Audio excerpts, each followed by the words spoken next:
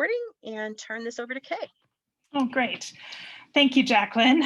And thank you all for coming out. I think everybody agrees that the up and coming case studies are always one of the best part of the conference. And I'm excited to tell the story, particularly to co-ops that are about to open, because I do think there's some really, really important lessons from Prairie Roots that you guys can avoid some of the pitfalls that we had. And hopefully, 3 years down the road, you're not telling a case study about why your store closed, but you're reporting on the great success and building off the learnings that we all have from each other in the co-op community.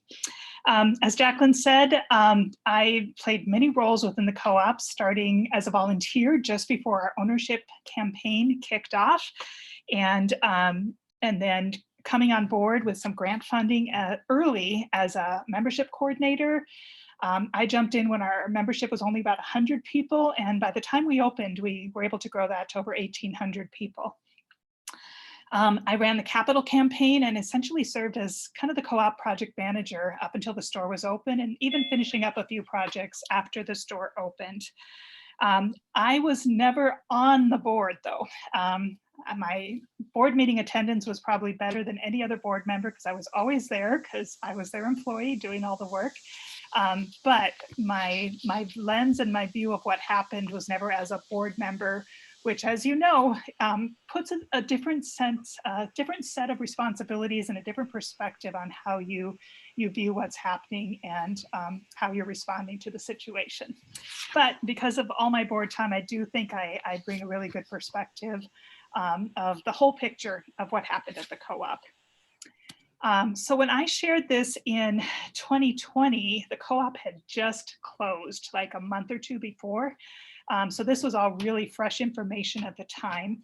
And the previous year at Up and Coming in 2019, I had done a partnership presentation with Melanie Shalato from Green Top Grocery, because our co-ops developed in parallels in very interesting ways. And we had a couple interesting divergences in our development. So to just quickly bring you all up to speed on kind of how we developed and the backstory of the co-op up to opening and then what went wrong, I'm just going to run through some highlights from that presentation, which was called The Tale of Two Co-ops. And we had fun with that whole metaphor, so bear with me with the storytelling narrative.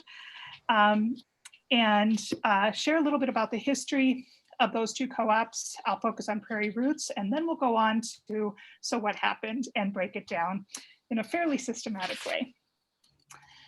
So at the beginning, this was kind of a comparison of the two. Our ownership cost at the time, we were one of the highest ownership costs in the nation, but our board felt that was important because they knew we were going to raise a lot of capital. So we started with a $300 ownership level. Fargo is a college town. We're the biggest town in Fargo. Population of a Twin City area is just under 250,000. And we ended up being located in a redeveloped building on the edge of a revitalized downtown historic area. So we did open in a food co-op and revitalized cool new downtown on one side and low-income neighborhood on the other. So we were technically in a food desert, and we're able to get some funding and get some access to several different things because of that. Just a reminder, please, to mute, just so we don't get any background noise, and thank you. Some of the dates, giving you the arc of our narrative. We launched our ownership campaign in 2012, and took us 5 years from that point to get doors on the store, and we opened in July 2017. Our sales projections were 3.8 million. Our actual sales first year ended up being 2.2. We weren't a huge store. We were 8,300 square feet total and only about 5,300 of retail. Our capital campaign was a $1.1 million campaign. Green Top beat us at that time. At that point with 1.3, they had run the largest capital campaign. I'm sorry, 1.5. They had run the largest capital campaign to date, and then we were just behind them. And our project in total was a $3 million project. This is our ownership growth through the years. You can see it was strong and steady, you know, a few ups and downs as we focused on different parts of our development, but consistent, strong owner growth throughout our development phase. So this was the store. We opened on Wednesday, July 5th, 2017. And the first day our sales were awesome. We needed to get about 10,000 a day to meet our projections. And our first day sales were $20,000 a day. And I remember calling Stuart and saying, okay, so first day sales were this, are we good? I mean, is this it? And he told me it was a little bit early to, you know, to necessarily make any projections or assumptions off of that, but it was a great start. And he congratulated me on that. We had a beautiful store. It was well merchandised. It was well merchandised. And like I said, the sales were great. But a couple glitches in our opening. We did not have a sneak peek for our owners. So our owners never got to see it first and be celebrated and appreciated in that way. And we had some issues with pricing in our product mix. The store looked beautiful, but it looked like a beautiful boutique store, not a place where you come and get your weekly grocery shopping done. Our price points were just not resonating with the low-income neighborhood next to us, and even, you know, conservative, frugal North Dakotan people who, you know, are always looking for a bargain in spite of wanting to support local foods and local farmers. We worked with Nicole Klimek on our store design, and our local architect actually helped us with the interior design. So the store itself really reflected North Dakota and our community in a pretty nice way. We had local artists commissioned to do a mural in our community room, and in tandem with store opening, we even did a local food photo contest and put up the artwork of some of our winners in the store, just to bring the story and the pictures and celebrate the local food in our community. Like I said, a few missteps at opening. We didn't have that sneak peek for owners, which also meant our staff didn't have a friendly audience to learn how to use the POS. And we didn't have a chance to kind of stress test the POS system. So shortly after we threw open the doors to a big crowd of people, the credit cards went down. And that obviously did not leave a great impression for people. Another big thing that we missed was that our bulk spices were priced by the pound. So the sticker shock I was telling you about, that was part of it. You can imagine how much a pound of cinnamon or a pound of some exotic spices cost. And that just helped to drive the perception that this was a crazy overpriced store. If you look on the very, very right side, you can see a little yellow map on the wall there. That was our local food map. You can see that's a really big wall and a really little map. So the store just did not scream local in a way that resonated with the story we've been telling our owners for the last 7 years.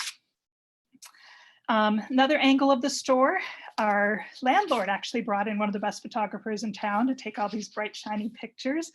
And at that time, we were all very proud of it. But as I'm looking at it now, I see a lot of empty walls.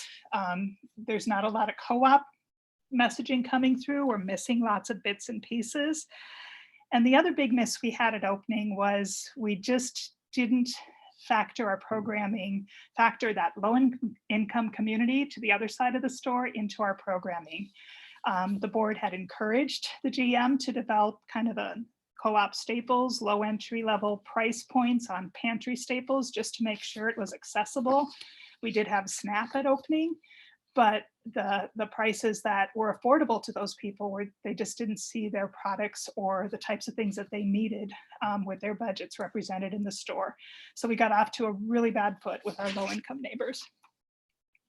So that was July. Grand opening was September. We're a college town, so we were hoping that September and all the college students coming back and people being done with their lake cabins for the summer, being in town on the weekends, that sales would come up. So we strategically put our grand opening in early September. We did have a really well-attended event. There were several hundred people in the parking lot. We ran a big yellow 200-foot ribbon and encouraged everyone to bring their own scissors. And just had a lot of fun at that event and celebrated the store. Shortly after this, though, we started having a few months of financials coming through in our monthly board meetings. And thankfully, Jacqueline came to town because I was starting to see some cracks and some concerns in how the co-op was doing in the first few months. And we had an opportunity with her visit to just kind of take stock of the situation and see where we were headed.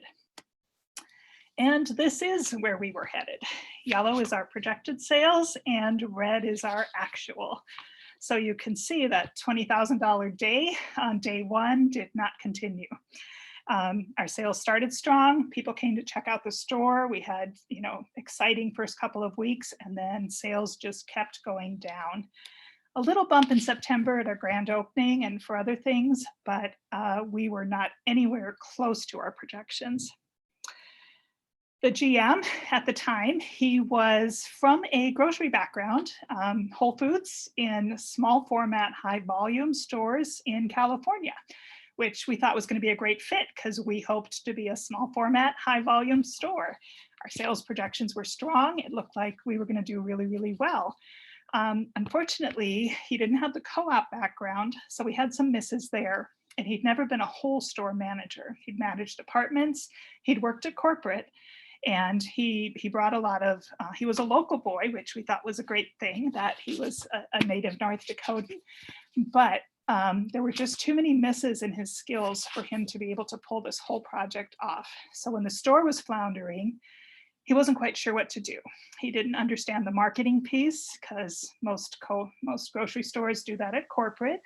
And his marketing coordinator was young and inexperienced. She had a great heart. She tried really hard, but she just didn't quite get what she needed to do to drive the sales to the store. I had thought ahead to wanting to ensure we had enough money to do all the marketing really well at opening, and actually secured a $20,000 grant that was designated for grand opening marketing money. And the marketing owner was just really timid, the marketing manager at the time. Just that amount of money scared her. She had no idea how to go about utilizing that effectively. So there were no big now open signs on the boulevard. People didn't know we were open, and they weren't seeing or hearing about us in all the media all around town. So the marketing just was not happening. A big concern at the beginning was labor. So the whole bar shows total sales in the store, and the black is the amount of our total sales that we were spending on labor.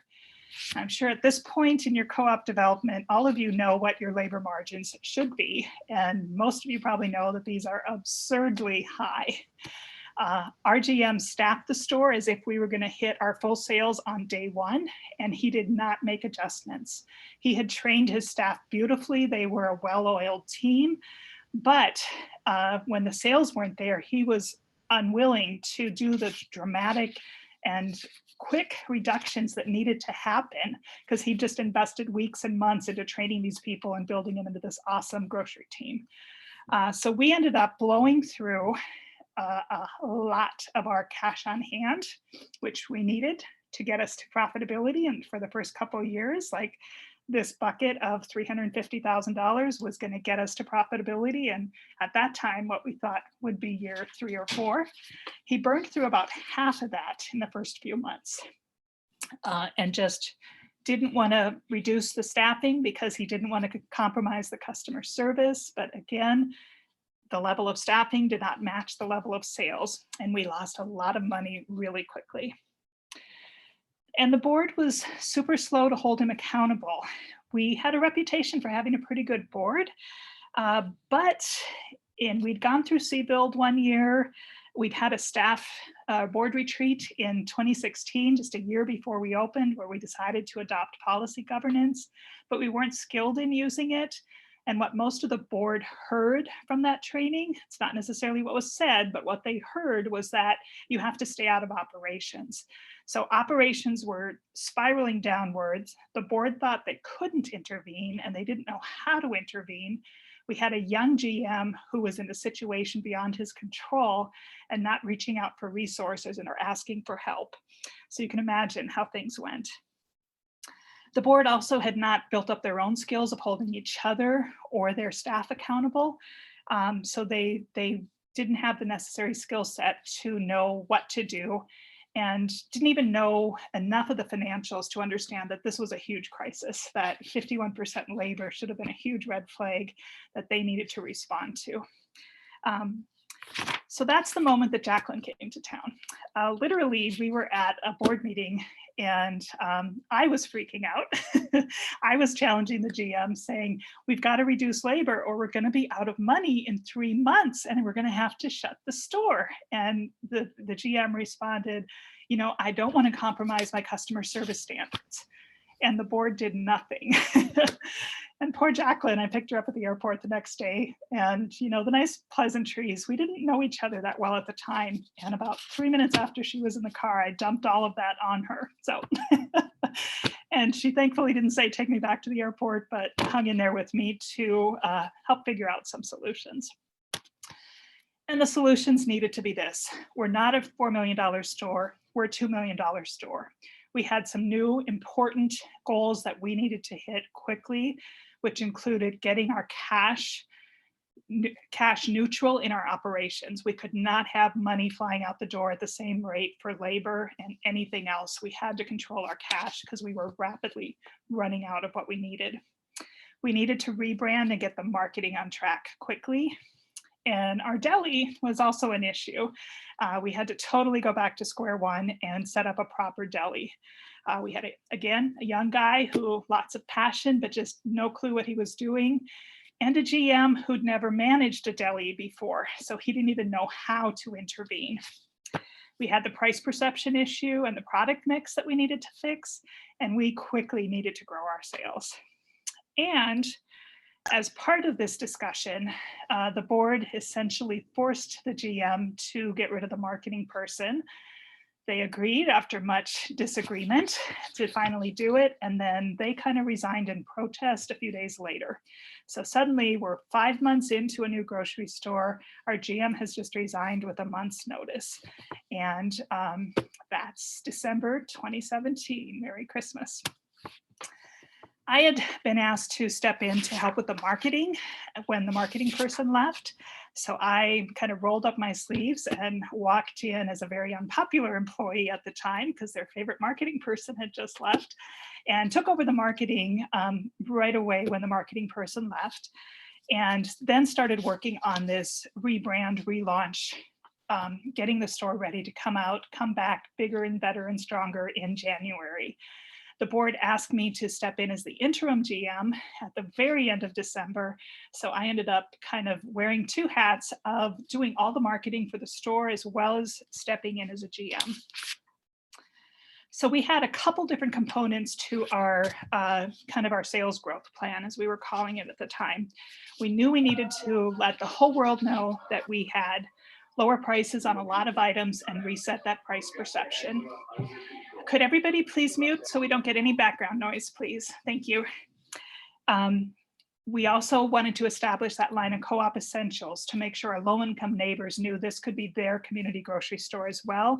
And then we needed to relaunch our deli. So those were kind of the 3 components of our big sales growth campaign. The rebrand, we simplified our logo and put together a new style guide and used it consistently across the co-op. And this just pulled the whole store together. It's on the signage, the POS, everywhere, sales flyers. We just had a consistent look and feel and looked like a tight, polished, professionally run grocery store. When you're running a grocery store co-op, there's kind of a paradox because you want to tell your co-op story really, really well. But in our case, we felt like a high-end boutique store, and we needed people to feel like they're coming into a grocery store to do their regular grocery shopping and fill up their cart. So we needed to tell our co-op story really, really well, because that was our differentiator. But we also had to make people feel like they were in a grocery store. So that meant things like aisle signs and lane markers, which hadn't been there before, showing people where the restroom was, and just giving those wayfinding clues to help people understand the behavior we wanted from them, which was to shop lots at our store. We added all the co-op pieces that were missing, a huge local food map, our board, our ends up on the walls, telling our story, the owner count, all those things that make a co-op special and unique and help the community understand that this is not your typical grocery store. We worked hard to reset the perceptions on the pricing and brought in a whole new line of staple products at accessible prices. And then most importantly, I think one of the key things was just working with a marketing expert who really understood co-ops and the retail environment and how to do this to create the look and the feel that we needed for the community. So this is, remember the little local food map? I'm hearing background from somebody. Please be sure you're muted. We are trying to record this, so we want a nice clean audio. So remember the little local food map on the earlier slide? This is what we replaced it with. Huge local food product posters in the store telling the stories of our producers, the board, letting people know that it was their co-op represented by people that they had voted for. And it was a totally different look and feel to the store. On the marketing side, we did a huge multimedia splash, letting the world know that Prairie Roots Food Co-op was here, we were a grocery store, and we were ready to serve our community. This is what we should have done at opening. So multimedia, billboards, newspaper inserts, direct mail. The exterior was blown up with posters and flags and balloons and you name it, we did it. Social media, we had radio in the store, we were on TV, everything. Full multimedia campaign, every channel, all Prairie Roots, all the time. Coordinated, consistent messaging on those 3 points of new lower prices, staple items, all of those things that we were trying to hit. And we did some new swag for our owners too, so they could be part of telling the story. Now, unfortunately, this was January, so I have a snowy picture of the outside of the store that you can kind of get a sense of how all the items tied together, and we just hit every single channel with the marketing and marketing communications and information, and had like a crazy price on McCoy water to drive people into the store and have them come and check it out just to get a cheap case of water, if nothing else. In the deli, our challenges were really our deli manager. He was an artiste. He wanted to cook. He had all these lovely menus. He loved creating menus, but had no idea how to run a business operation. So we had this huge hot bar and salad bar and soup bar, and it took up a ton of space right in the back of our store, but often there'd be row after row of empty pan all day, every day, and just not producing the value that we needed. The offerings were inconsistent. The deli manager really liked doing vegan food and experimenting with things like that, but this is North Dakota. We're like meat and potatoes country, so there was a little bit of a cultural disconnect and just not offering rounded enough offerings for the community that we were in. And inconsistent. One day you'd come, it'd be great. The next day you'd come, there'd be nothing, and you just never quite knew what you'd find. The systems weren't there. They weren't pricing out recipes. They weren't doing PARs. They weren't looking at their margins or their labor costs of different products. And the store, actually, we missed a couple things on the design. We were encouraged at the time to think about having serviced sandwich and smoothies, which are both hugely labor intensive and just couldn't be done effectively in our store. So we ended up with this big service counter in our deli that we actually ended up not using. So it was kind of a waste of retail space. So we missed a little bit on the design. We had to go back and start from scratch. And we worked with Kevin O'Donnell, who's now with 7 Roots, to kind of go back and do what we should have done 2 years before in setting up the deli programming. And we did relaunch that as well in January. We had consistent menus, people knew what to expect, and we worked really hard to meet the standard levels that we were hitting.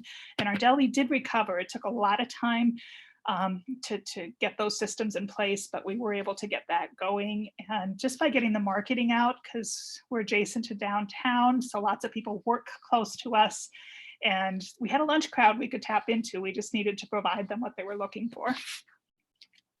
On the ownership side, our first GM just really didn't understand the role that co-op owners need to play. Things like missing that, owner sneak peek when the store opened, and even in just the way they were communicating with the owners, from the marketing manager who just didn't quite understand the narrative and the way we've been talking to owners and the promises we've made and how we engage and encourage and share co-op values with them as a regular part of our messaging, all that just kind of went sideways. I had, of course, been the marketing person for 7 years and had signed up most of our owners and begged many of our owners to give us money successfully. So they knew me, and I was able to kind of come back with that voice and get them re-engaged, get them reconnected with their co-op, develop consistent communications, starting weekly emails to them with our beautiful new sales flyers. And we also did individual owner outreach. The first day that I was GM, January 1, 2018, I twisted all my board members' arms. And a few of us spent the day in the store calling 400 owners who hadn't been in the store yet or who'd only been there once or twice, just letting them know about this new co-op that was going to launch in a week, inviting them to come, making sure they knew the traffic patterns, the hours, just trying to do anything we could to get them into the store, or seeing why they'd only come once and not come back. So, and that was actually a really fun, powerful day and a great way to start my GM board relationship with all of us working together in the store. We did specific outreach to owners. We rebranded all of our materials. And then in April, we did a huge owner push, and we actually brought in like 80 or 90 new owners in a month. And remember, we have that $300 ownership level. So that was a really needed critical cash infusion as well.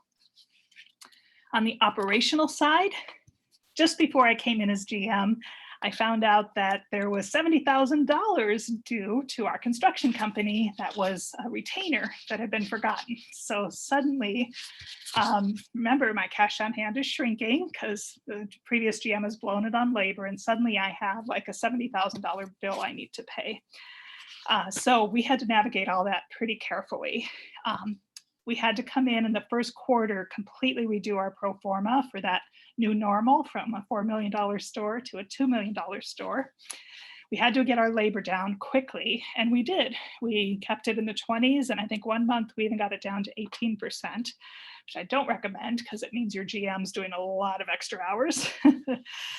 I reviewed the expenses, and we slashed anything that was unnecessary or even slightly frivolous, right? Everything just went down to the bones. We had to cross-train our team. They'd all been trained to think I'm a deli person only, and I'm only going to work in the deli, or I only do produce. Everybody needed to be able to float to every different department of the store. So we had to cross-train and get people used to working with a smaller staff. You know, as a cashier, you might not have a bagger. You need to learn how to efficiently scan and bag at the same time in one motion. So just figuring out those efficiencies. Now, it's interesting because I don't have a grocery management background, but I had, for 9 months, way back when, worked at Starbucks, and I got really good retail management training. And amazingly, that translated really well to some of the issues that I needed to solve at Prairie Roots, from workflow efficiencies to cash management systems. So that was kind of an unexpected bonus and something from my background that I didn't necessarily think I'd draw on, but which served me really, really well in figuring out how to streamline and make our operations incredibly efficient. So you can see I came in, like I said, in January. I'd started as the marketing person in November, and we were starting to see some sales growth already from my December marketing work. I believe we had a 12 days of Christmas, and if you poke me, I have audio files of co-op owners singing songs. So we had a lot of fun. January, our sales push, we did it. Our sales started moving in the different direction, right? February, we went down a bit. I was actually gone a whole week that month. I'd had a trip planned overseas before I knew I was going to be a GM, so I honored that commitment. We had a really short month in February, as always, and it was brutally cold and a really bad winter. So that's always tough for grocery stores. You always have the big shop right before the storm comes, but then when the storm is there, your store is silent. So that was a tough month. March, again, we got a lot more rebound happening. The messaging was starting to resonate with the community, and our sales kept growing. And then in April and May, I had to kind of take my eye off the ball. The first quarter, we were really focused on growing the sales and figuring out that pro forma. What are we going to need to do as a store to be successful in this new normal? And when we worked on the pro forma, I kind of made an agreement with the board. I'm going to focus on sales, and I need you guys to raise the money, and I need you guys to help me get the owners in. And unfortunately, they required a lot of help putting together the prospectus to raise the money and even to rework the pro forma. So in April and May, kind of took my eye off the ball there. I was also, I think, doing all the finance work in April for a couple of weeks when somebody was out on a long-term trip. And then in May, I ended up working an awful lot on the GM hiring work that needed to be done. So I was self-interested in that because I did not want to stay in the GM role forever. We talked about 4 months, and we came to May and there really hadn't been much progress in the board's preparation work for GM hiring or finding the candidates that we needed to replace me. So those things took my eye off the ball a little bit. We did get the pro forma redeveloped, and from the pre-opening pro forma to our new normal, this is what changed. Instead of 3.8 in sales, we were hoping to get 2.7, which meant that we still had to grow our sales quite a bit. Originally, we thought we'd be profitable in year 3 or 4. Our new pro forma, if we hit all our targets, we might be profitable in year 9. Our new owners stayed the same. We were really aggressive with owner growth, thinking we could bring in 500 new owners every year for the first couple of years and then paring down from there. And the hard news, we needed to find another $400,000 just to keep operations going. Remember, the GM burned through all that labor money early on, and to fund the store until we were profitable now in year 9, we needed a big cash cushion to make it viable. So the key takeaways that I shared at the Tale of Two Co-ops in 2019, this is when I had just stepped out of the GM role. And what I saw was the GM hiring the right GM the first time. And looking back now, I think there's a chance our first GM could have pulled it off if he just would have gotten the support that he needed and if he'd been willing to acknowledge that he needed the support. He had some skills. I don't know if Jacqueline agrees with me necessarily, but I think if the right people had come alongside him and he had been open to their input and willing to work with them, we might have been able to save him or save the store with his leadership. But getting the GM hiring right is incredibly important. And obviously now this is one of the reasons that prompted Jacqueline and I to work on the GM transition handbook that we're working on, because we don't want to see any other stores struggle because they didn't get their GM hiring right. It also ties to the next thing, which is board training and accountability. Our board just wasn't ready to be thrown into crisis right after the store opened. They didn't have the financial savvy that they needed. They didn't have the accountability skills. They didn't kind of have the systems in place to even get enough visibility into what was happening in the store and to know how to intervene appropriately. So that was a huge issue, is the board training and accountability. Early interventions and course correction. Thankfully, I saw the problem really quickly and started screaming and yelling, and we got the support. We started building the sales turnaround plan when we'd only been open about 2 months. And we were able to implement it after we'd only been open 5 months. So we were able to turn the dial really quickly just because we saw what was happening, and the board, once they understood it, they were ready to make the changes that we needed to make. So we were able to intervene very early. The rebrand and marketing can grow sales dramatically, as you saw in that first quarter. I think overall in that first quarter, we grew sales over 30%, which is kind of unheard of in the grocery industry. But the right marketing effort, perfectly executed, well-planned, consistent messaging, getting all of that right can have a huge impact on growing sales. And for startup co-ops, if you get that right from day one, you're going to be on a much stronger trajectory from day one, rather than having to come back 6 months later and try to do it correctly, or in my case, try to reset those price perceptions that have already been established. And then the last takeaway I had was getting the deli right. I remember Nicole encouraging us for years to make sure we worked with a deli consultant. We shared that information with the GM.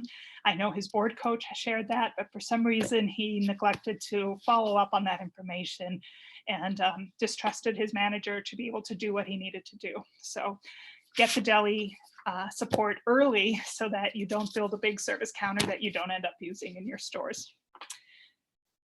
The end of our Tale of Two Co-ops presentation was this.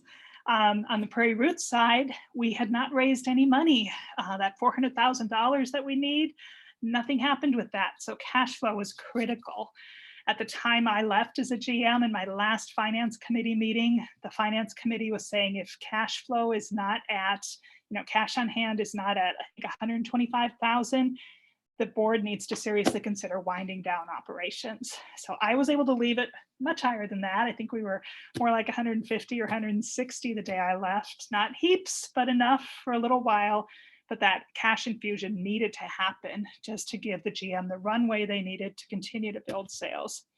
The new GM who came after me needed support. They ended up hiring someone else from a conventional grocery background from the South. So there was a cultural piece as well. We did an amazing job recruiting someone from Mississippi to move to North Dakota, and that's a whole other story. But he needed a lot of support and onboarding to not only learn natural foods, but also co-ops. And I'm not sure that ever really happened. They needed to fully and consistently implement the marketing plan that we had in place. This whole sales turnaround strategy was part of a long-term plan, and we just needed to keep executing on it to keep the sales growing. And then the ownership needed to be engaged, informed, and we needed to keep growing our ownership. Even when I was GM, often the board would not let me be as brutally honest as I wanted to be with our owners about the situation of the store. They always wanted to keep as much of a rosy spin on things as they could, because they felt like if the perception was that the co-op was in trouble, then nobody would ever come and shop there. Whereas I was more, the co-op's in trouble, you guys are owners, you need to know what's going on, and you need to know what you can do to help. So there was always a tension there. And usually my communications got spun a little bit rosier than I thought was necessarily brutally honest with our co-op owners. So that's where we left it in 2019 at Up and Coming. A year later, we had this newspaper headline on January 7th, 2020, the Fargo Forum: the co-op is closing. And I actually found out about it on Facebook from an employee who leaked it before the owners were told, which was heartbreaking. So you can imagine seeing that and, oh my gosh, what's going on? And then a few hours later, finally the email comes. I think it was a Sunday night, and there was a board meeting the next day, which was, as you can imagine, well attended. And then our owners then our lenders found out a few days later, so which is not the recommended communication plan. So at the time that I built this PowerPoint a year ago, like I said, the store had just closed. We were still processing through it all. For those of us who knew it intimately and been watching it, we kind of knew it was a foregone conclusion. It was just a matter of when, but when that moment actually hits you, it's pretty heartbreaking. So at that time, I decided to tell the story of the co-op by looking at things every quarter, what happened in that last year, and looking at it through the lens of what was going on operationally in the store, what was the board doing or not doing, what were owners hearing, or how were they interpreting the information they got, or what were they doing? And then finally looking at the financial data points. So I'm going to walk you through quarter by quarter, looking at each of those lenses. So Q4 2018, this was just after I left as GM, new GM on board. We're now, a year and a half into being a store. So that's kind of the context. Operationally, shortly after I left, we lost our key grocery manager and our in-house bookkeeper, both of whom were excellent. And I will say that since I didn't have a grocery background, one of the reasons I was willing to serve as a GM was because that grocery manager was there. He was absolutely solid. He knew natural foods. He and I'd worked together before in another previous job. And I knew that I could trust him to at least keep the grocery part running while I focused on the strategy and the marketing. And he left shortly after I did, primarily due to conflicts with the new GM. But that was a huge institutional knowledge and natural food knowledge loss for the GM who came from a conventional background. He was from the South, as I said, and didn't quite get the whole co-op purchasing, alternative food systems, those types of things that go with co-ops. So he launched a Cheap Chicken Monday, which kind of grated an awful lot of us. And he started like buying organic products at Costco and reselling them in our store. Just disconnects like that just really turned co-op shoppers and co-op owners off. The marketing just slowly started diminishing. I trained him in on everything we were doing and said, weekly emails that got to go on Sunday, and all this stuff has to keep going and growing. And it just slowly started diminishing. The weekly flyer wasn't there. We didn't get an email this week, and it just kept dropping off. And the sales, of course, kept dropping, and the owners just started disengaging. Didn't feel like their co-op anymore. The board at this time, we lost two strong board members. One was a local farmer and well-known and respected in the sustainable ag industry, and was a big loss to our board, actually, because he was a great board member. And we also lost our corporate secretary, who'd gone really deep into governance understanding and was a big local food advocate, also really well-known in the community. They hadn't raised any money. The prospectus that I helped them get back on track in April hadn't raised a dime, and the prospectus period actually ended in November.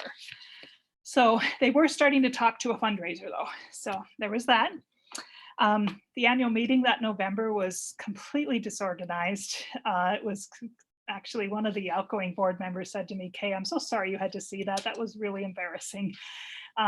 The GM was sharing information from a lens of established grocery stores. Like he was talking, hey, we grew sales 17% since last year, which is a statistic that you use in corporate grocery stores, but did not apply to our startup situation where we needed to be gauging ourselves against that aggressive sales growth plan.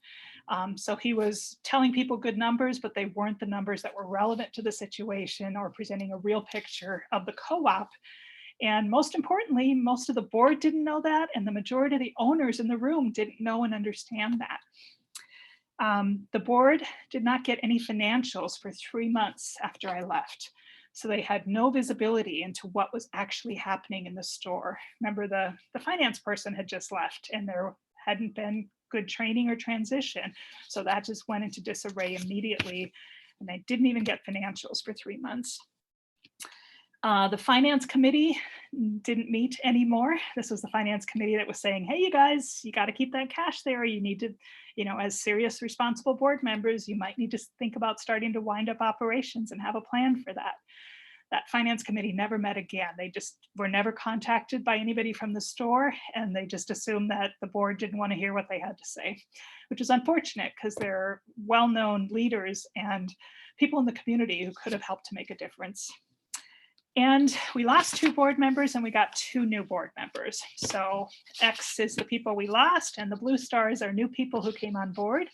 So two new people jumping on board a co-op in crisis as brand new board members. The ownership at this time, the annual meeting didn't go really well. Like I said, the information they were getting just didn't match the reality of the situation.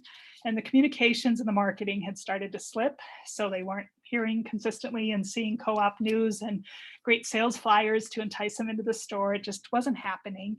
But I think everybody was like, okay, let's give the new GM a chance, right? We're pretty easygoing up here in the north and not prone to conflict. So everybody was just trying to be gracious and bring the new GM on board.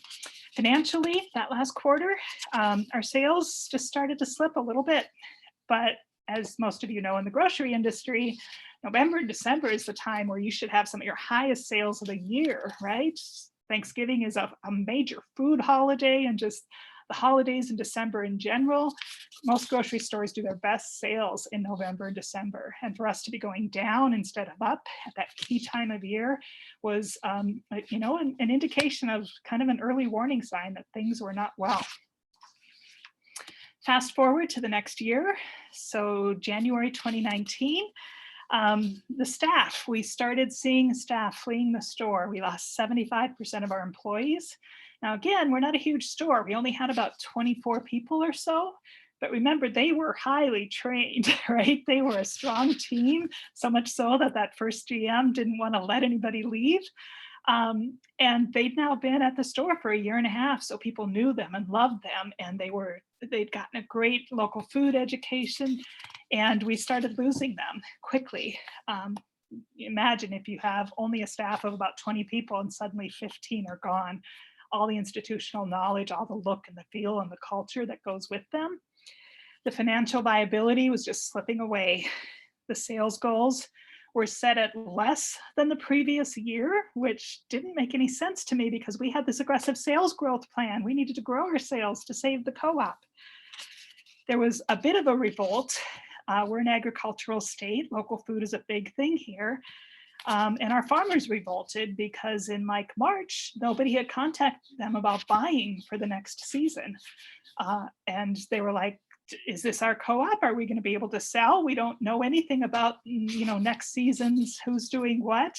The year I was there, we developed a whole system where we brought all the owners together, or the growers together, and said, okay, you guys, we want everybody to have a share of this. And we developed this great system for them to kind of work with each other to say, okay, you do carrots, I'll do tomatoes. And it was quite beautiful to see these competitors all working together to supply the co-op with what we needed. And there was no communication to them about the upcoming growing season. Customer counts were way down, close to 300 shoppers less per week, close to 100 fewer owners shopping every week. So the sales volume was just falling. The board in this quarter lost 2 more members, still didn't raise any money. The owners, particularly those farmers and those owners who were concerned about losing all their favorite staff people, actually brought their concerns to the board. We wrote a letter and asked it to be addressed in the next meeting. They responded to that and, you know, answered all of our questions, promised to do better, tried to explain the way things were, told us the GM's story for why all the staff was leaving, which of course had nothing to do with him and was just normal, right? No. We had recruited this GM through a recruitment agency. So they have what I jokingly call a 6-month return policy. And if your GM isn't working out after 6 months and you need to let them go, they're going to find you a new GM for free. And these are significant fees for finding a GM, sometimes up to like 25% of their salary. So there started to be a lot of signs that there were some issues with the GM from all the staff leaving, some of the financial stuff going on, just the way the store was being run, the sales performance. And the board did nothing to intervene or even check in with the recruiter to see if, you know, hey, there might be a change coming here. What are our options? Nothing. That kind of 6-month return period, as I call it, passed with no intervention. The financial delays continued. As I understand it, they didn't get December financials until March. They should have been getting them every single month. And there were some questionable HR and financial concerns raised at this time as well. I can't speak about that. I didn't have full visibility to that, but that was the buzz on the street. The owner communication was poor, like board meeting minutes weren't being posted anymore, and the volume of communications was disappearing as well. In terms of that $400,000 we needed, they were talking with other fundraisers, but they hadn't made any progress and hadn't communicated anything to the owners about the need to raise that money to keep the store going. Like I said, more board transitions, 2 more members out and 1 new member on. So now we were down to about 6 at that point. The owners, like I said, a group of us shared some concerns. After hearing from the staff, we brought our concerns to the board. and about the local food not being procured, the fact that we just weren't hearing from the board and not able to see what's happening without meeting minutes, and the customer service decline that we were seeing in the store as well. So at that point, we were only getting about 1 or 2 emails a month. We used to get weekly emails with all the sales stuff and then extra emails if there's an event, plus monthly reports. And at that point, we were only getting 1 or 2 emails total a month, not just special owner communications, but total from the co-op. We only got 1 or 2 a month. You can imagine the financials, our sales were going down. At this point, the cash on hand was less than $50,000. It got as low as $15,000, which is not enough to run a grocery store of this size. And like I said, the sales goals that the GM communicated with us at that time were less than the previous year. So somebody was making up numbers or the plan had been completely disregarded, but that just wasn't happening the way it needed to. Next quarter, operations. So this is April 2019. We're coming up to our 2-year anniversary now. We had a big spring market in our parking lot, which was a great day, and there was a single day bump in sales. But we lost the GM in May. As you can imagine, some of the signs you heard in the last quarter indicated all was not well, and he opted to quit. He did stay and finish out the month, and the board took over management of the store. So they decided that they'd have 1 board member there for 4 hours a day, just doing what the GM does. And they kind of rotate positions, right? So, they take turns, so it wasn't all on one person. We did have 1 board member who had a bit more time, so she was there more often. But that was their plan, to cover that. And the board was going to focus on store operations and all the messaging. And then the end of June, they told us we're going to do this great door-to-door coupon flyer drop, and we've got a big owner survey coming. They told us about all these things that just never happened. Now you can imagine in a regular co-op, if the GM was only there 4 hours a day, you probably wouldn't have a really thriving co-op. And particularly if you had a different GM every day, you can imagine that did not go really, really well. At this time, the board was saying that raising money can't really begin until they have a goal in place from, and I quote, this was from one of their letters, from the lender or whoever. So they were not even looking at the plan that we developed just a year previous, 9 months, 9 months previous. They didn't even know how much money they needed to raise. So things were floundering. Our lenders finally sent us a letter in June that expressed some concerns. And in mid-May, we got an owner communication about the GM resignation, talking about how hard he worked to get us to the level of sustainability we now enjoy. And you can imagine, for those of us who were watching the numbers and seeing what was happening, that just did not resonate. And we felt like we were being lied to, and the board just wasn't being straightforward. 3 weeks later, they say the store continues to struggle. So which is it? Are we sustainable or are we struggling? And the slow decline these last 6 months, the end of the summer, so it was all these other reasons. And they said what we need to get to sustainability is just 10 to 20 people shopping each day to grow sales by 20%. I have no idea how they did the math on that, because I don't know any way that 10 to 20 people a day could grow sales 20%. And 20% at this point wasn't sufficient for what we needed. We had some more transitions. We lost another board member this month, and we were down to about 6 at this point. And keep in mind, at this point, 3 of those people were brand new, and 3 of them were legacy board members. So smaller board and lots of new people. The owners at this quarter, 1st of April is when we had that meeting where we brought all of our concerns. Over 50 owners signed a letter addressing the concerns about the cash, the sales, the sourcing, the transparency. And they kind of responded that they'd been looking at everything and they needed to pivot to a for-profit model. Now, most of you probably know that cooperatives are are a for-profit model, right? That is the co-op model. We're all trying to make a profit. So that showed just a real disconnect with understanding our whole model and what we've been trying to do from the beginning. And they also told us the lenders are just as concerned as the owners and the board. So again, we got a couple emails, 1 or 2 emails per month during this period. In May, when the GM resigned, one of them said nothing about the store. It was just about events and other things. And then we got the GM resignation notice. So the board kind of showed that they really didn't know what they were doing. They didn't even know what questions to ask.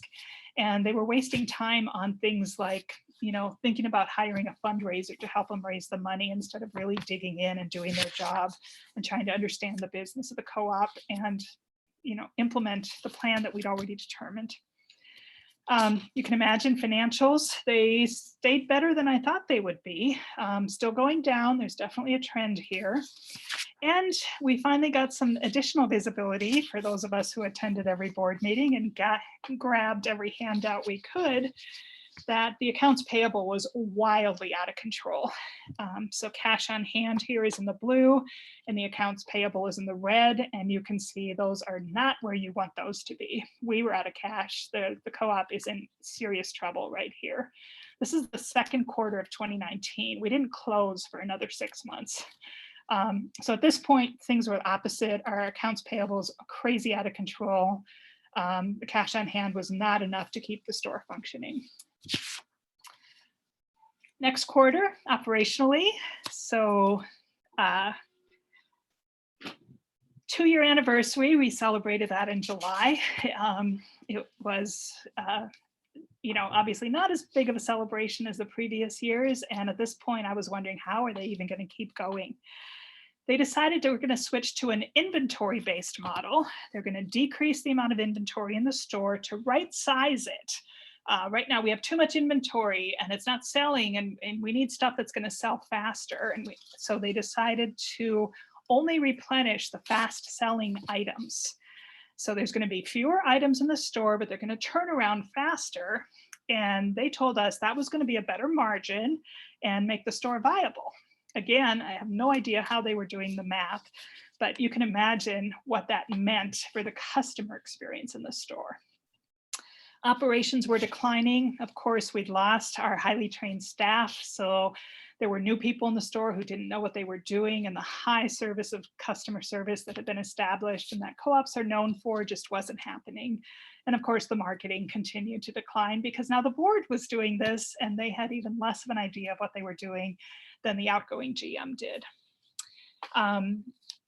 Basic operational things, the board didn't seem to understand. We heard things like the payroll percent and dashboard will be adjusted to compare with sales. Not quite how you figure out labor.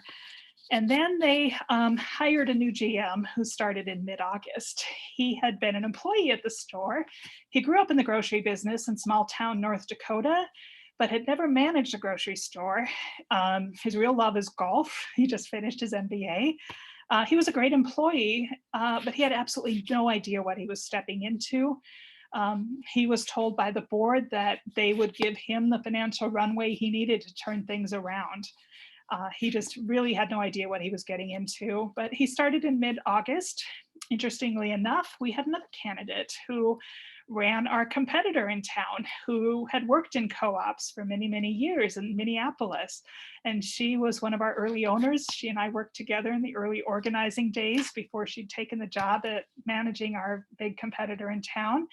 And she was not offered the job. So they definitely didn't go with the most qualified candidate in this position. At the end of the day, I guess I'm glad of that, because I wouldn't want my friend to have landed in this situation, because I don't think she could have been successful. But even it shows you at this point, the last straws that they might have been able to grasp to turn things around, they just didn't see the opportunity or the decisions that maybe could have helped. In this quarter, the board was working on a plan for the lenders, and they now decided they needed to focus on raising some operating capital. So their goal was $250,000 by September. That's like 24 days. They didn't have any projections. They didn't have a viable path forward. Supposedly they had 60K pledged at the start. In total, I was told they'd raised 90K, but they'd only collected about 50,000 of that. I remember getting the notice and asking to see the prospectus, and I got a one-page document that said, according to our projections, this is viable. So I did what any responsible investor would do and asked to see the projections, and was told they didn't have any. And well, you know, you guys had projections when you opened and those didn't really work out, and it's just too hard. And, you know, this is what we need to be viable. And I'm like, but isn't that the amount of accounts payable? So if you raise $250,000, won't that just be accounts payable and we won't have any money for operations? And they're like, well, yeah, but this is where we're going to start. So you can tell they didn't have a big picture. They were just scrabbling and trying, and to their credit, doing the best they could to try to save their co-op. But their plan was short-sighted, it wasn't enough, and they didn't really understand the whole big picture of what was needed in this situation. A couple more board transitions. The big X on top was actually our treasurer, who'd been with us for a long time, and he was a big loss to the co-op. The gentleman next to him came in to take over and had somewhat of a finance background, but totally did not understand the co-op model. And I think he was behind a lot of the right sizing inventory and those types of things that just didn't fit with the model and the reality of the situation. And we had a couple other people coming back on the board. The gal with the green star had been a previous board member, and we had another brand new board member as well. There was an owner meeting in July. You can imagine we were a bit concerned about some of this, and of course they wanted to kick off their fundraising campaign. So they shared with us their response to the lenders, because remember the lenders expressed those concerns back in June. And what we heard is that the response to the lenders said, this is our plan. Here's what we're going to do to turn this around. First of all, we're going to hire a GM, which we know they did a bit later. We're going to immediately increase our sales 10% in July with new marketing, but no information about how they were going to address the existing reasons people weren't shopping. Like no research, no thoughts about how they were going to do that. They were going to reduce inventory as per the previous model that I shared with you, and they're going to build sales at the same time. So reduce inventory and build sales. They will keep a minimum cash balance of $35,000, which is completely inadequate for the size of this operation. Their technical assistance, they really didn't, well, they couldn't afford it, and I'm not sure they knew how to go about getting it, but they decided that the board is going to use their expertise to manage the store as they had been doing. Owner communications, they admitted to the lenders that their communications with the owners had been minimal, but they did expect the owners to invest $250,000. And of course, they were going to pay down that crazy accounts payable. Keep in mind, they only had projections of keeping $35,000 cash on hand. They were going to grow sales 10%, which, as you know, it costs money to do all the marketing to grow sales and to do all the different things that you need to do to grow sales. And they were also going to be paying down that accounts payable. So how is that all going to happen? Again, you know, I would have loved to have seen the calculations and the projections that went into this, because I don't see how all of that could happen. In this quarter, we had that owner meeting in July where we heard their plan that was going to be proposed to the lenders. And as we walked out, one of my faithful early members, you know, that one volunteer who always shows up when you ask and comes to every event and does everything behind the scenes, he just looked at me and said, "What an insulting meeting." And we both just kind of walked into the night. Owner communications, we had the owner meeting in July. We got one email in July introducing the 3 new board members, not saying a whole lot else. 2 emails in August and 1 in September. Our co-op's in crisis, and that's all we're hearing about from our co-op. The store experience, as you can imagine, when I shared the right sizing inventory-based plan, was of course deteriorating. Empty shelves, just the staff was poorly trained. It just kind of kept going downhill. The new GM did start in August. And like I said, he was kind of in a really tough position. He brought some energy. A couple of the previous people who'd worked with him to support him came back and worked at the store, but he really didn't have the capacity, the skills, or the resources to do what he really needed to do to turn that around. They did start sending out monthly financials at this point instead of the kind of the dashboard that we built to carefully track the key metrics of the store, like the sales and the cash on hand and the labor, the margins. We got this fancy new report of all the key performance indicators that most businesses use, but weren't specific to tracking our business and the unique things about grocery stores and co-ops. So it looked really pretty, lots of icons and images and charts, but it wasn't really the information that we needed to tell the story of how our co-op was doing. And a lot of the data was wrong. I believe the whole time they were reporting out to us in these last 6 months, they never adjusted the inventory. When our store was fully stocked, we had close to $180,000 worth of inventory, which sat on our balance sheet as an asset. And now our store was like half full, but our balance sheet said we still had close to $200,000 worth of inventory. So even the financials that they provided to us were wrong and told a very different story if you understood how to interpret and analyze those. Financials, you probably guessed it, we took a dive this quarter. With all those things happening, no GM consistently in the store running things, the sales just plummeted. And our cash on hand stayed about where it was, kind of in tandem. We're completely overextended. We do not have enough money on hand to pay our bills right now. The last quarter of 2019, so this was the last quarter the store was in operations, we had the lowest sales ever due to reduced inventory. UNFI, who was our primary supplier, would no longer send product to the store unless we paid upon delivery. So they switched to another vendor called KeHE. At one point, remember my friend who works at the competitor store in town, she actually called me and said, hey, your GM was just in here buying hundreds of dollars worth of product. It's a really sad image. And our GM was actually out buying products at other stores to source the co-op, just because we couldn't buy through our vendors anymore because our credit was shot. And of course, Q4, this is it, high holy days for food people, right? Our holiday marketing was absolutely minimal. Successful things that we've done in the past with local turkeys raised by one of our beloved producers, you know, none of that was happening. It was just a very sad holiday. At that point, the store was looking like this. Look at all the holes in the freezer there. It was rather heartbreaking to go to the store and just see empty shelves. And this was the experience that we had.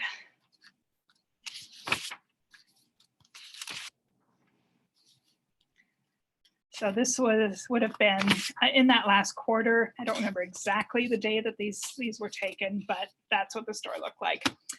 The board, we lost our president, the woman who'd been spending most of the time in the store because she had the capacity at just that moment.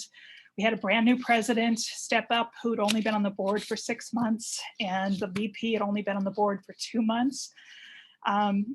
Suddenly the board came to us with this idea that there was an investor who was going to do a small bridge investment to keep the store running. And apparently they put some money in, which allowed us to buy a little bit of inventory for the holidays. And they were going to try to put a deal together where we would work with this investor in some type of technology thing. And the store was going to be a partner and it was all going to be amazing and the co-op was going to be saved. And of course that didn't happen.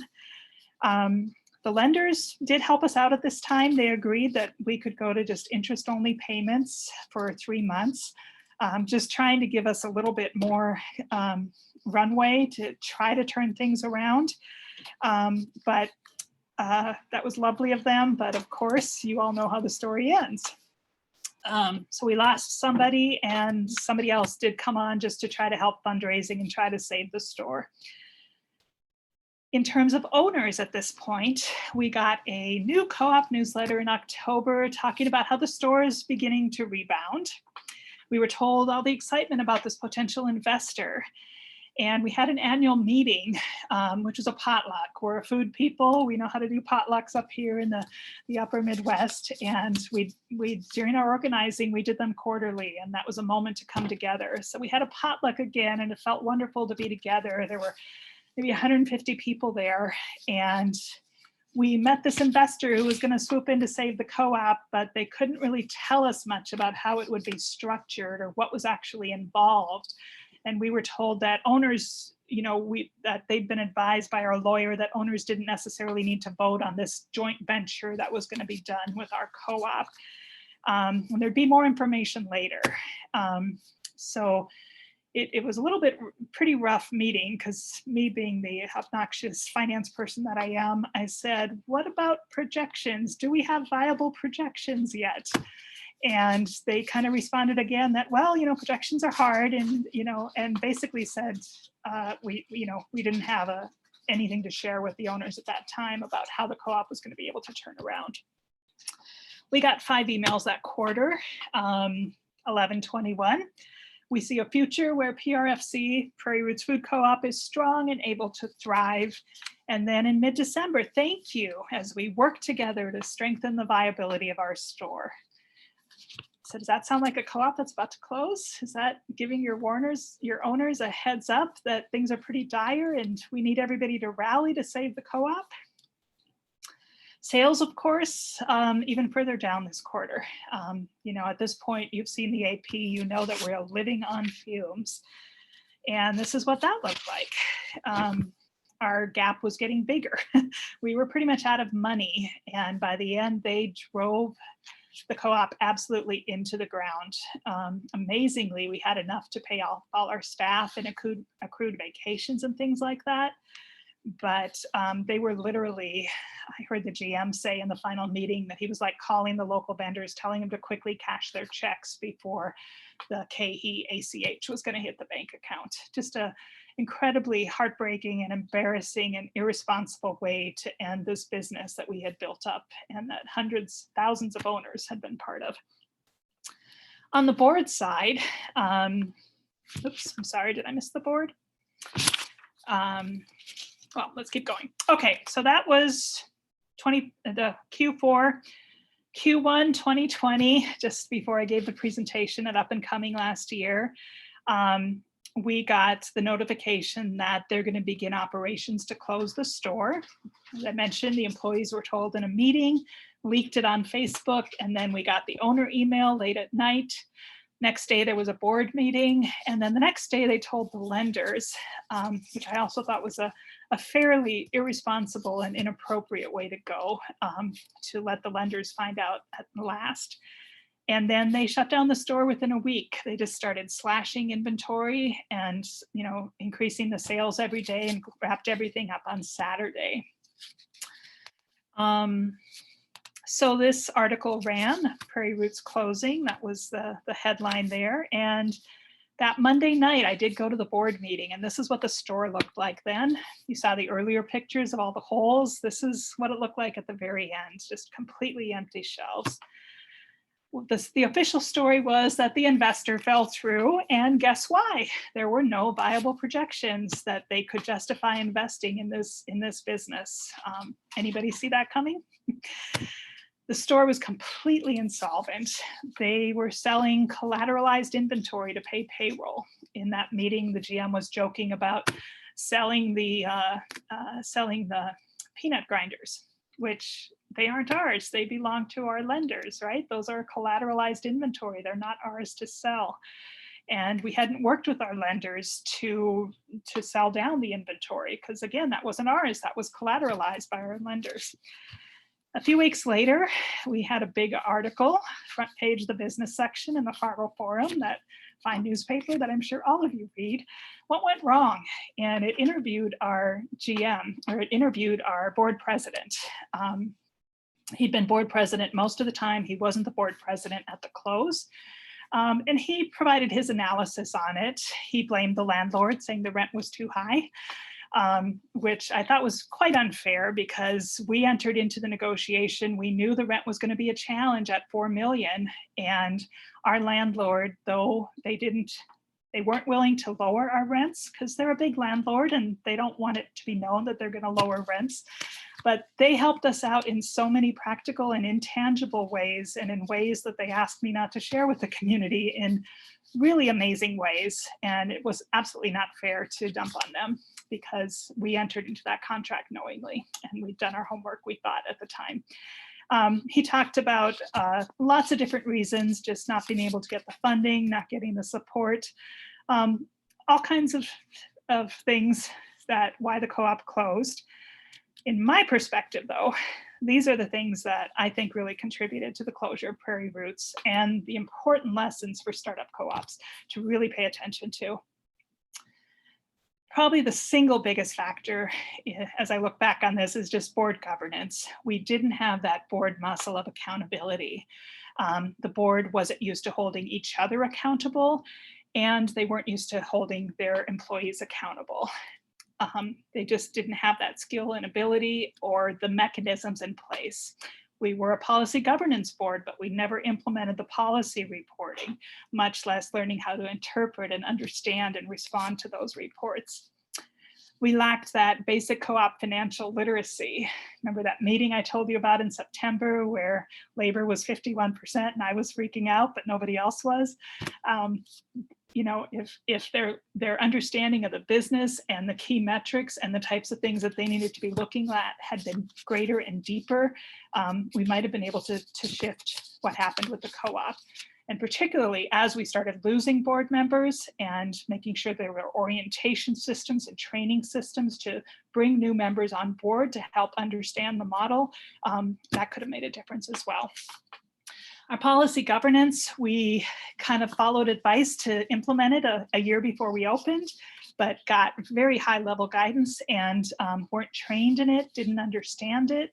And like I said, the majority of the board understood it as the board has to stay out of operations. So when we were in crisis, we didn't know what to do. And eventually just apathy and inaction. The board didn't know what to do or how to do it. And to the owners, it felt like they just didn't care that what they were doing was ineffective and wasn't going to work. On the owner side, it just didn't feel like our co-op.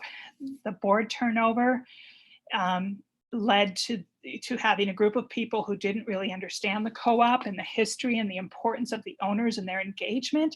So eventually they threw what I call the co-op baby, you know, the co-op model and everything that we value in our co-op culture. They threw that whole thing out with the bathwater, and they fundamentally didn't understand the model, that right size inventory thing.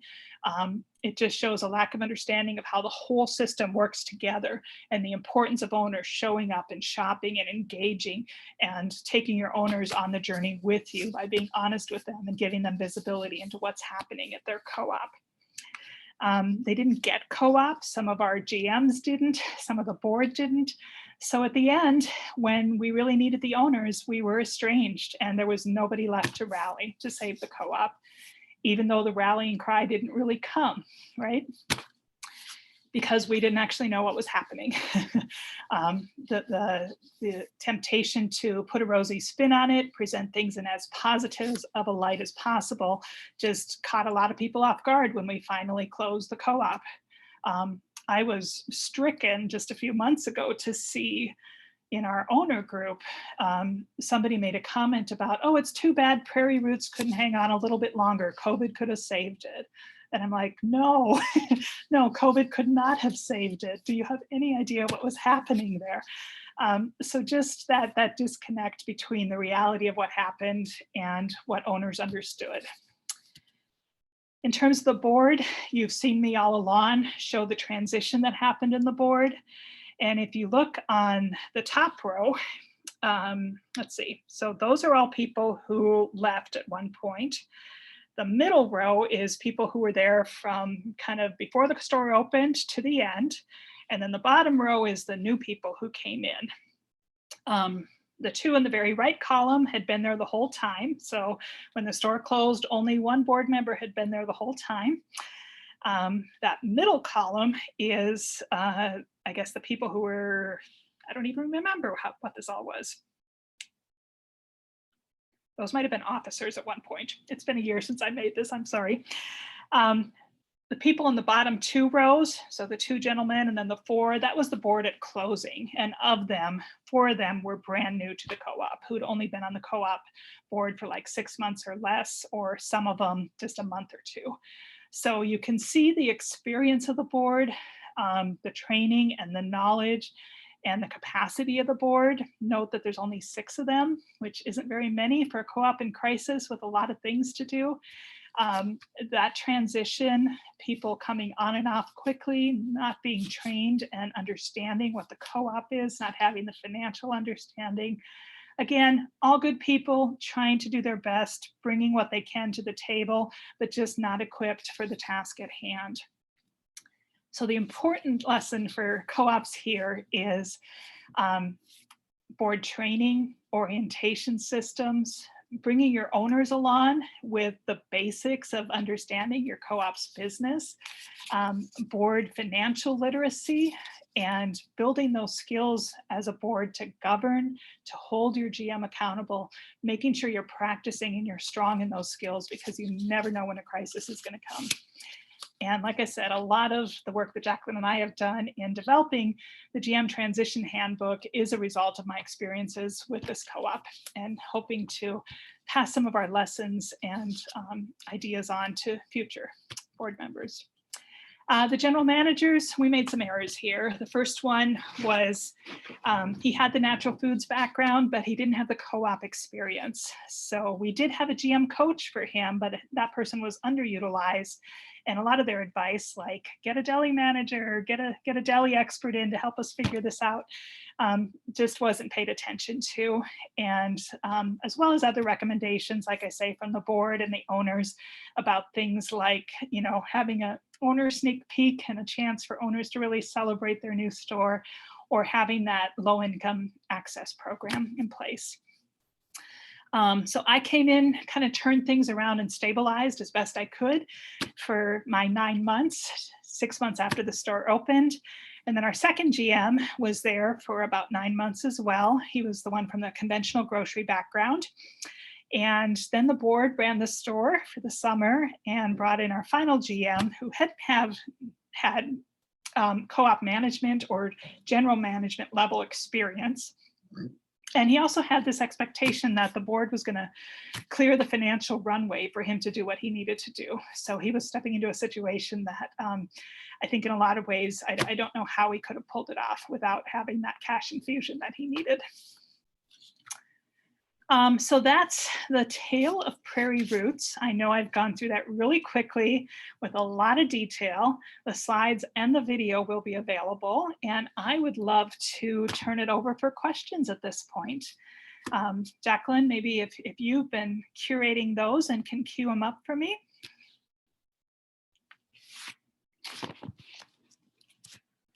Jacqueline, you're muted. We will take a few questions for Kate. I mean, so a lot of the questions were aimed at bigger industry-wide issues, like what could have been done about this and this and that. So I want to be specific and take ones that were specific to the Prairie Roots story. If you have questions about their specific story, then there were questions like, if a board was in this situation, what should it do? And I'd like to take those ones toward the end, and I'm gonna field some of those. So we have not too many of the questions were Prairie Roots story specific, or I jumped in a lot and was like, because I knew the fact, and was able to put in there. One question I didn't know the answer to was, did they ever attempt to hire another marketing manager after you left? Or did they just give up on marketing? Okay. Yeah. At one point, while the board was running the store, one of the board members did reach out to me just to say, could we talk about marketing? And I sent him the full marketing plan and gave him all this stuff. I don't think we ever met, but they certainly had all the tools and resources and materials. When I did the rebrand, I worked to develop really systematized things. So we had templates for all the sales flyers. We had templates for, you know, everything. Everything was right there at their fingertips. They just didn't utilize it. But it hadn't been utilized by the GM who took over after me either. So we'd kind of lost the continuity. There was a question, did the owners ever consider recalling the board? Like, it just, I think it's hard for people to get a picture of how much the owners just didn't know. Yeah, I think they didn't. Like, even when I said 50 owners signed off on that letter, that took an incredible amount of work of just working the phones and kind of reaching out to the faithful that I knew really well. We're a very non-confrontational people here in North Dakota. And I feel like people just didn't want to cause a ruckus.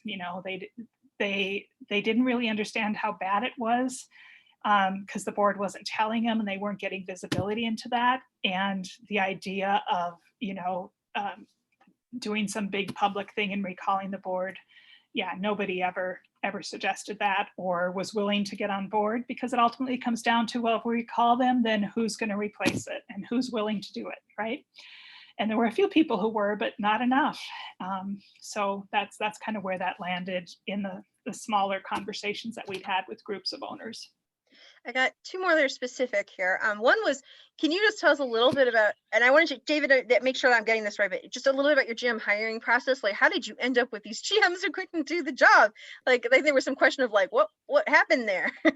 Yeah, well, with the first one, I think we were all new and green, right? And keep in mind, we were starting the store at a time when labor was crazy in North Dakota. Like unemployment was like 1%. McDonald's was paying a hiring bonus, right? That's the situation here. And we launched our GM search in January of 2016, hoping to open the store in 2017. We hadn't found any really viable candidates for months and months and months. And then our board president bumped into our first GM at a local food event, heard about his Whole Foods background, and kind of escalated things from there. So we did follow the GM hiring process. We had ads, we had a budget, we did the matrix of all the qualifications, and we'd even considered hiring a interim GM to like open the store. So kind of in September, which would have been 9 months from when we thought the store was going to be opening, we had an interim GM candidate who was interested in coming, and then we had this local person. So what we did is, let's hire the local, but let's hire the interim as a coach, right? Let's get best of both worlds, right? So that's what we attempted to do, but that coaching dynamic didn't work out quite the way we thought it would. We thought, okay, he's young, but he's a local kid. He knows the space in terms of natural foods. And again, the board really didn't hold the GM accountable in terms of knowing what they needed to push on, like, what is your plan for having an accessible food program for our low-income neighbors? They'd shared all the materials about the store, the pro forma, and the initial market study. Some of the stuff we missed was because he'd never read the initial market study really, really carefully about the product mix between organic, and so lots of things like that. So that's the first one. They just grabbed whoever was available, and thankfully I was able to do better than I thought I could to stabilize the store. After me, again, we just didn't have a lot of candidates. This was really the best candidate we found at the time. And this is a challenge for a lot of startups. There's just not a lot of GM candidates out there. And then the last candidate, I think likely he was going to be cheaper than the other person. And they knew him, they'd been working with him, and he just seemed like an easy choice. So that's I think the logic behind it. But certainly with the first one, we ran the process as best we could. With the one who replaced me, we actually worked with a recruiting firm. So he came through the recruitment firm and was kind of recommended as the candidate to us. So I'm fortunate. I'm gonna wrap this part up because I know Kay needed to leave at 7. She gave us an hour and a half. And a lot of the rest of the questions are big questions about board responsibility and stuff that I can dive into, and also knowing more what went wrong at other co-ops as well. There's a bigger pattern. So I am going to, at this point, just first off, just thank Kay for kind of ripping off the Band-Aid again and walking through all of this. Yeah. several people private messaged me. They're like, I think I'm going to throw up right now. Like just imagining what Kay was going through. So Well, and we yeah, appreciate thank it. you. Yeah, thank you for that. Thank you all for attending. Please learn and, utilize the great resources that are FCI. And it's been so heartening for me to see the new resources that have emerged since we opened our store to hopefully put all of you in a much better position. So love you all. We'll see you at Up and Coming, and good evening. Thank you, Kay. Mwah. I am going to stay on and answer some of these other questions. I know this takes over an hour and a half. You don't have to stay. If you don't want to stay, that's fine.